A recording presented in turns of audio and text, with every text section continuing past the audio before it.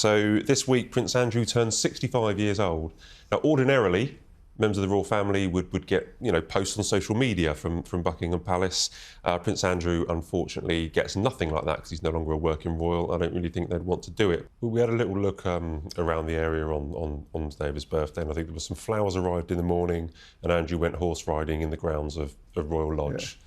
So quite a quiet birthday for him, but that's the right thing to do, isn't it? You can't celebrate your 65th birthday if you're Prince Andrew publicly. No, absolutely not. I mean, there was a whole debacle previously, you might remember, about the bells at Westminster Abbey being rung on his birthday, and there was a lot of pressure on them to stop. Basically, COVID kind of kicked it into the long grass for a while, and they were able to seamlessly just basically not. That was your story, Jack, wasn't it? I remember. one of the versions of it was my story. Yeah. So look. He can't celebrate his birthday. It's right that he doesn't. There are still really important questions that he should be answering, in my opinion. I think he should have given a deposition to the FBI. If they weren't even trying to speak to him as a suspect, they wanted to speak to him as a witness. It was the least he could have done. He's now bringing more pressure and more concern for Charles with his relationship with this Chinese alleged spy, Yang Tengbo, who obviously denies being a spy. And we are now getting more and more stories coming out about where Andrew's getting his money from, which suggests that actually Yang Tengbo might have been, the thin edge of the wedge.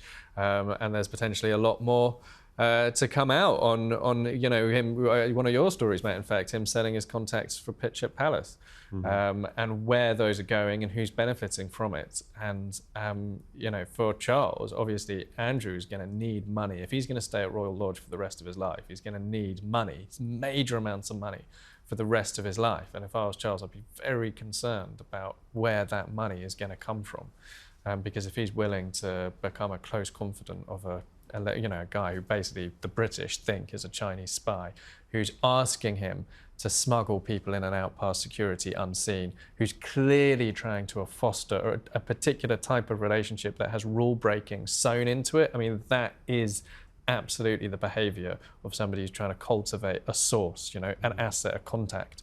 I would be very worried about the Andrew situation if I was Charles. Well, the issue is because they can't scrutinise his finances. That's one of the issues. It's terrifying. Yeah, they can't actually go through his finances, but we'll have to wait and see. Andrew, of course, was offered Frogmore Cottage many years ago. And turned it down because the guy's got an ego on him, basically. Yeah. One person who used to live there is Prince Harry with Meghan. Invictus Games has finished, Arthur. Yeah. Did anyone watch it? Was it a successful failure? Did it really break through this year? I don't know if I saw one picture of anyone playing the games. I never saw one of that. All I saw was Meghan and Harry, and holding hands and not holding hands, and that just seemed to be the whole event.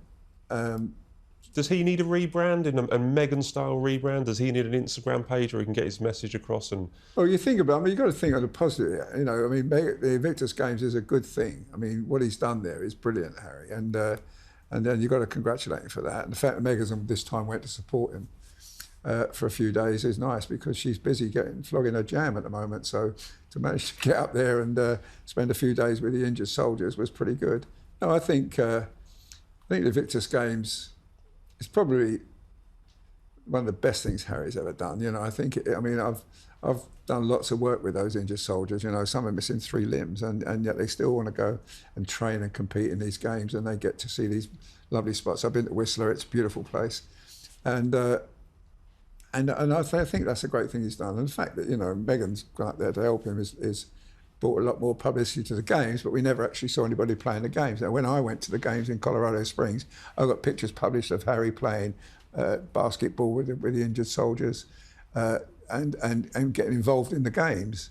He doesn't seem to do that. He just seems to walk around and shake hands with everybody. Very true. Yeah. Obviously, the next games, as he confirmed in his final speech, will be in Birmingham.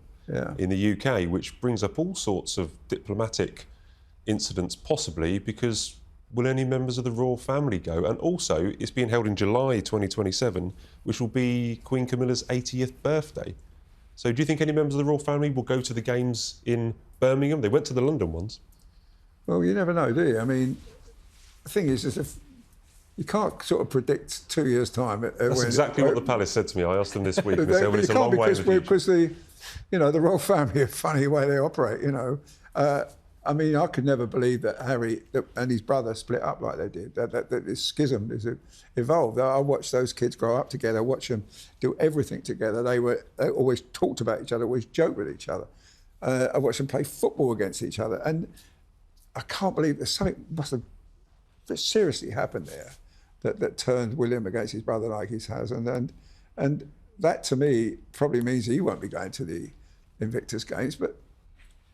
The King, will he go? I don't know. I mean, Birmingham, I've been up there and done a few previews on it, you know, and it's going to be quite an impressive place to do it. And I think our paper, I think the news in this country will get involved in it tremendously then. I think we'll see a lot more than we saw from Whistler. Jack, do you think King, Queen and William or... I would like to see the King and Queen be there, but I don't think they will. I think you've got to not so much supporting Harry, but supporting the troops. You know, the King is very involved in that. You know, I mean, I've been with him when I remember once at Colchester, and this paratrooper, 3 limbs he lost, and he was getting across that square, and he was like fighting to keep going, and just to get his medal off the King. You know, and the King was so proud of him, and I think he would. I think the King would probably go. Yeah. We have our quick fire questions to finish off with, guys. So take a deep breath and give me your best answers. What would you buy Prince Andrew for his 65th birthday? I'd probably buy him, I don't know, a good television series so he's got something to do in the evening. I would buy him a plane ticket to New York to cooperate with the FBI. Oh, Jack. One way or return? Just give it one way. Oh, that's low. No, it's not low. It's acceptable. Not low. It's not low. Look, the guy is facing really serious allegations. You have to face him. You know, yeah, but not at least for a me return, to decide. not a one-way, a return. What do they need him for now? Well, they wanted to speak to him as a witness, and we never got confirmation. They were asking to speak to him as a witness, and we never got confirmation that it happened. Well, if they want him that badly, why don't they speak to the government about getting him over? I think they want him that much. I think they... He obviously says he's not. He's innocent, by the way. He denies the allegations. It's worth He saying. denies the allegations. Quick fire questions, guys. These are quick fire questions. Yeah, that one. Who is the royal family's biggest social media influencer? I think you can make an argument for Meghan being their only actual social media influencer. So I think I'm going to say Meghan. On numbers, yeah. Arthur? I think on pictures it's Catherine. Yeah. I think when she issues pictures of her children, and I'm a great admirer of her work.